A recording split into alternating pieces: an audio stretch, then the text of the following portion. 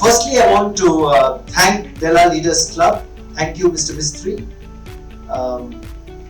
for inviting me here to present some facets from the book Jamsetji Tata that Mr. Gopalakrishnan and I have co-authored. This book, as Mr. Gopalakrishnan explained, is not a biography of Jamsetji Tata. It cuts the cucumber horizontally to see what are the facets that have flown through the Tata Group ever since our foundation in 1868. This is the 156th year of the Tata Group. And today about 700 million Indians use some Tata product or service in their day-to-day lives. If I were to ask everyone here, how many of you use at least one Tata product or service in your life? And if I can see the hands go up, I think it's virtually the entire audience. But let me start and narrate a few stories to exemplify what the Tatas have stood for. Let me go back to the days of our founder, Jamsetji Tata. One of the P's we talk about in this book is the use of profits with responsibility. So the first greenfield enterprise that Jamsetji Tata started was a textile mill. It was called the Empress Mills and it was located in Nagpur in Maharashtra. So Jamsetji Tata's first greenfield enterprise was the Empress Mills, which was founded in Nagpur in 1874. Many of you may not know this, but within a few years it went on to become the most profitable enterprise of its kind in the India of that time. It was founded with a capital of 15 lakhs rupees. Within a few years, I think by the 1910s, it had grown its capital 13 times out of its internally generated profits. And it had become a very, very successful business enterprise. And how did Jamsetji Tata make it very successful? He used the best quality of cotton, long stapled cotton. He used manufacturing innovations like the ring spindle, which people even in the UK were not willing to use in the mills of Manchester. He brought that to India and he made it very, very profitable. But that is not the reason why I am narrating this story. There are many businesses in the world which are profitable and become very profitable. The reason I am narrating this story to you is because of the other things that Jamsetji Tata did at Empress Mills. In the 1880s, 1880s is how much? About 140 years before? In the 1880s, for the first time ever in India, at the Empress Mills, Jamsetji Tata introduced the concept of a gratuitous pension fund for workers who had worked for at least some period of time. By the 1890s, he introduced in the Empress Mills accident insurance for workers of the Empress Mills. And these workers were semi-educated, uneducated workers who came from the hinterlands of Nagpur in Maharashtra.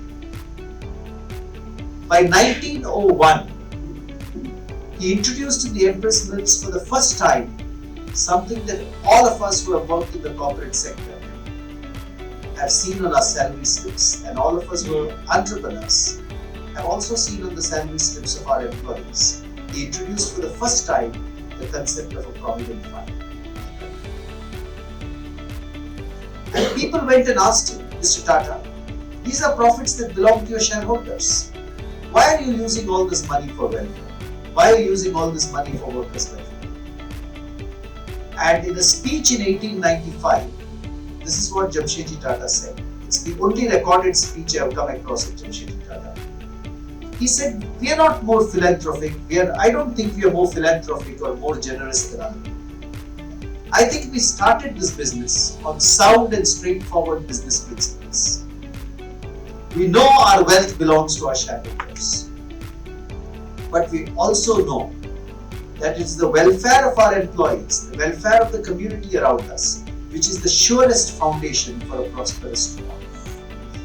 This is how Jamsetji Tata developed his philosophy.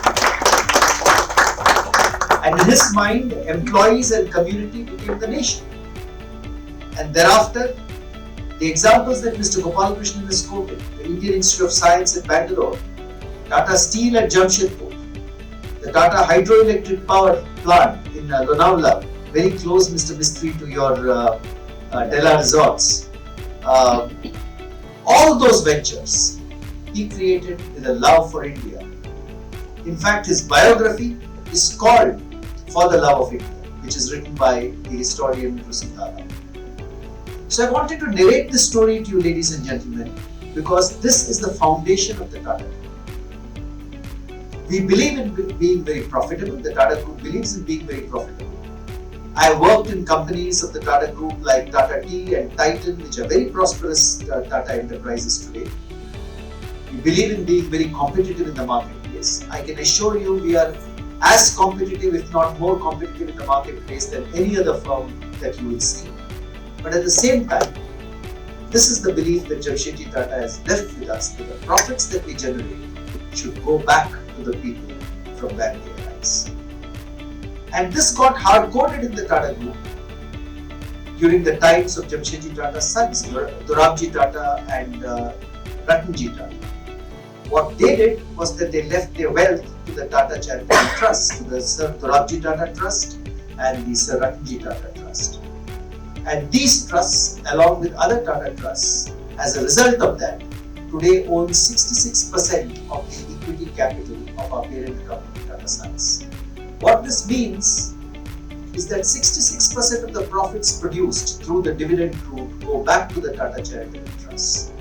And what have these Tata Charitable Trusts done over the past 125 plus years? They have invested these funds in the creation of some of India's finest institutions. Very close to this place is the Tata Memorial Hospital, the Tata Cancer Hospital at Parel, but similarly the Tata Cancer Hospital in Kolkata. Several cancer hospitals coming up across the country, the fight against COVID-19, the Tata Institute of Fundamental Research, the Tata Institute of Social Sciences. How many of us in Mumbai would be unaware of the National Centre for Performing Arts, NCPA? All these have come up from the funds that these trusts have generated from the dividends issued by Tata Sons.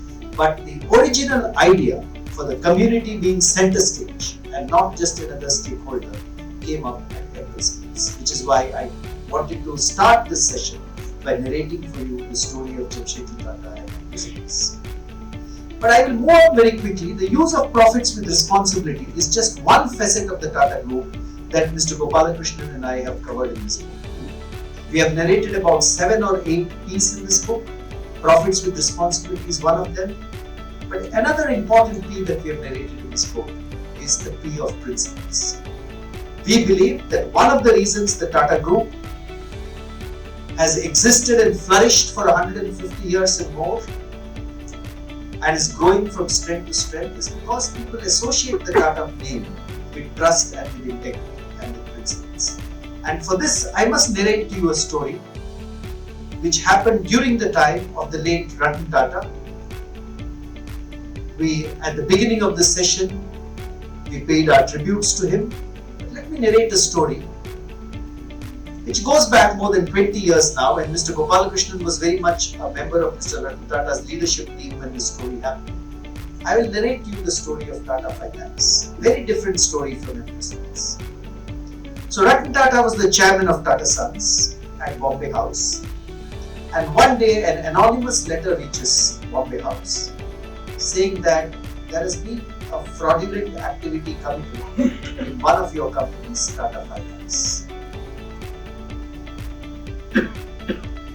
The letter reaches the headquarters of the Tata Group, and immediately the Tata Group orders an audit or an inquiry to understand, has this really happened? So the auditors go to Tata Finance. Tata Finance at that time was what is called a non-banking financial company. It used to take in deposits, and a lot of people used to put their deposits into Tata Finance, trusting the name of Tatas. Many people used to invest their life savings. And this letter reaches the headquarters of the Tata. The audit is conducted, and the auditors come back and report that yes, there has been a fraud committed on Tata Finance. And what has the fraud been? That some members of the leadership of Tata Finance at that time had invested a lot of that money which had come in as deposits into some stocks and shares of dubious value, and when those stocks and shares collapsed, they had left a large hole in the balance sheet of Tata Finance. And that hole, I am told, Mr. Gopalakrishnan, was in the hundreds of crores of rupees. In the region of 500 to 700 crore of rupees was the hole. So what does Mr. Ratan Tata do? Mr. Ratan Tata and his finance director at that time, there was Mr. Soonawala, who was the vice chairman of Tata Sons, there was Mr. Ishant Hussain, who was the finance director of Tata Sons at that time, Mr. Gopalakrishnan was a member of his group corporate council team.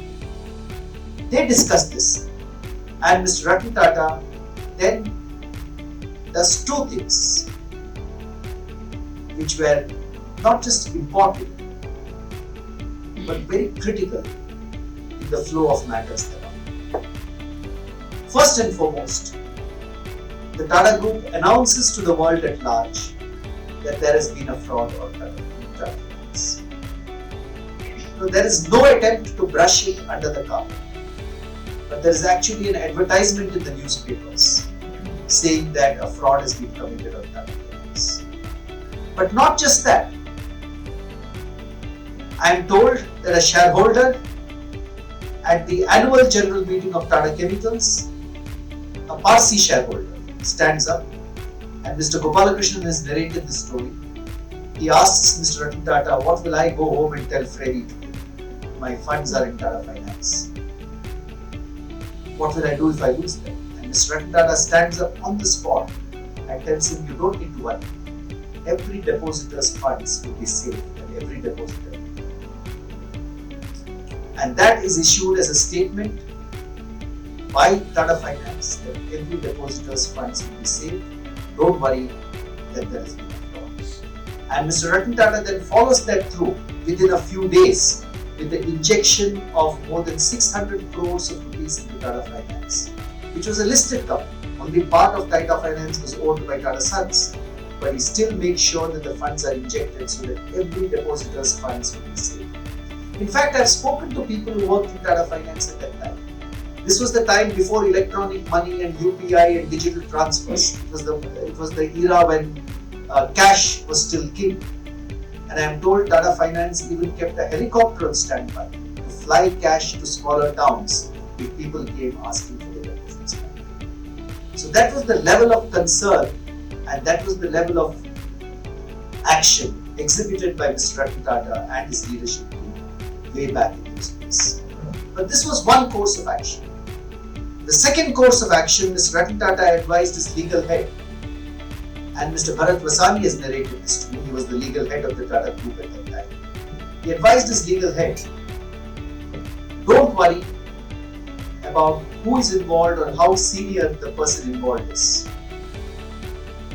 If there has been a fraud, I would like the guilty to be brought to book and punished as per law in this country.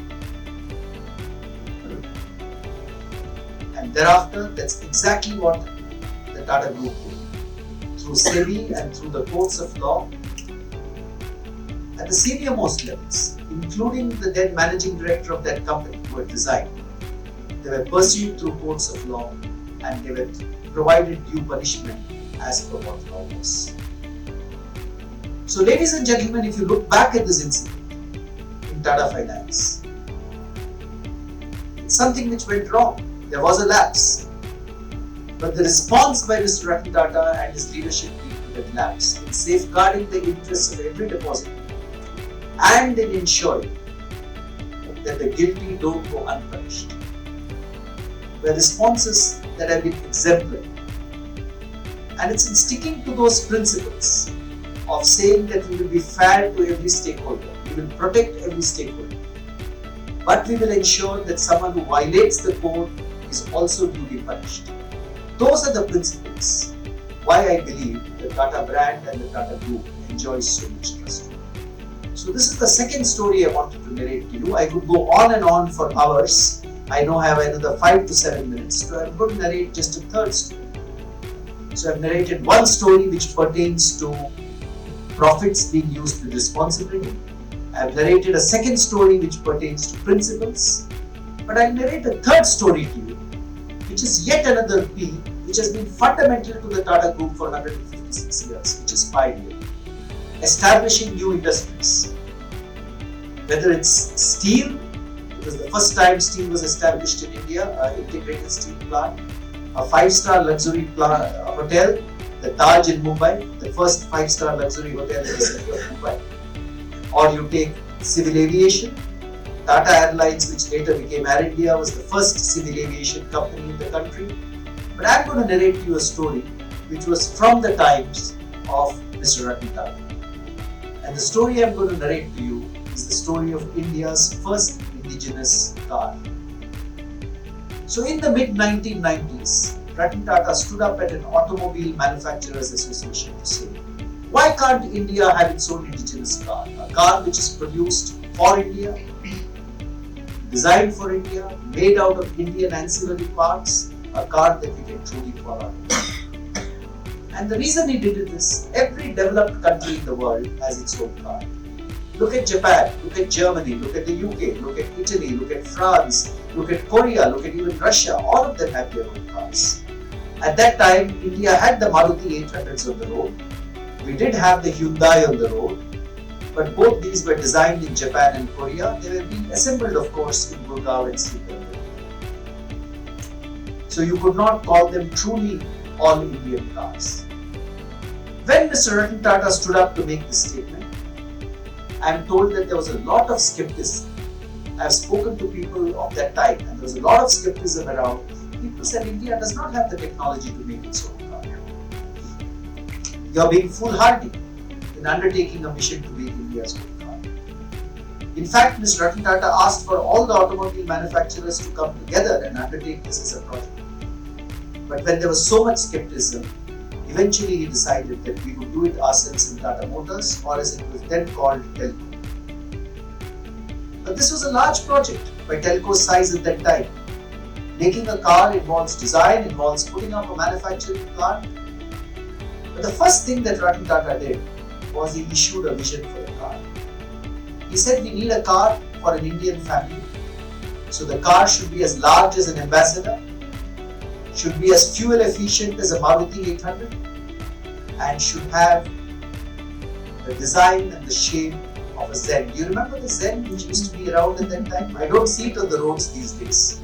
But that was the vision statement that he issued for the car. He got his engineers at the Engineering Research Center of Telco in Pune, working with IDEO of Turin to design the Tata. Those of you who can take your minds back to the late 1990s, the Indica at that time was revolutionary in its design. India had never seen design of that kind. And that is how the Indica was first designed. But then he had to get a manufacturing plant for the Indica. Now, a new manufacturing plant for a car is an expensive piece of equipment. I am told the cost at that time would have been close to $2 billion. This was much more than what Telco, which was only a truck maker at that time, and a commercial vehicle maker would afford. But did Ratan Tata and his team balk at this challenge? No. I am told they scoured around the world, and eventually somewhere in Australia they found a disused Nissan plant, which Nissan were only operating for 15 minutes a day to keep it alive. They were able to negotiate with Nissan and buy that plant at 1/5 to 1/6 the value of a new car plant. The engineers of Telco disassembled that plant brick by brick in Australia, brought it brick by brick to Pune, and that is how the factory for Tata Indica was created. Beyond that, I have spoken to the workers, some of the workers who assembled the first Indica. It took them 8 days to assemble the first Indica. It had never been done before. These were workers who had done their SSLC 12 standard and joined Tata Motors from in and around Pune and the surrounding areas. It took them 8 days to put the first car together. Today you go to the Tata Motors plant in Pune, every 50 seconds there is a car coming out. Today you can talk to the Harriers and the Nexons and the Tata Punch, which is the largest selling car in India today. But I am talking of a time when the first car had still to be made. I am told within a car of this kind are more than 3,000 discrete components. Western India did not have an automobile ancillary component ecosystem at that time. They had to develop ancillary units to make these components. When the Tata Indica was eventually produced, 98% of the components going into the Tata Indica were Indian. This had never happened before. So when the Tata Indica eventually came out, and Mr. Gopalakrishnan, you must have been there at the launch of the Tata Indica. It was a truly Indian car which was launched, and it was launched with the slogan, "More car per car." Initially, there were a few quality issues with the Tata Indica. I speak to Tata Motors managers today, they still squirm in their seats when they think about these quality issues. But once again, Mr. Ratan Tata led from the front. They visited the marketplace, they visited distributors, they understood what the problems were, and those quality problems were rectified over the next year. And many of you may recall that the Indica was relaunched as the Indica V with the slogan "More car per car," and by 2002-2003, it went on to become the fastest selling car on the face of it. Many people have asked Mr. Ratan Tata, what gave you the courage to make the Tata Indica? What gave you the courage to undertake a project which had never been undertaken in our country before, the indigenous car? And he has said two things. He has said, what gave me courage was the young engineers of Tata Motors, of Telco. I knew that we had the capability. Our engineers had the capability to make this car. What he has also said is that he wanted to do something which would be inspiring for young Indians, to do something which had not been attempted before, because it would be inspiring for every young Indian. And I still remember a quote of his, where he said, people may say that it succeeded, or people may say that it failed, but we thought of it and we did it. We created India's first indigenous car.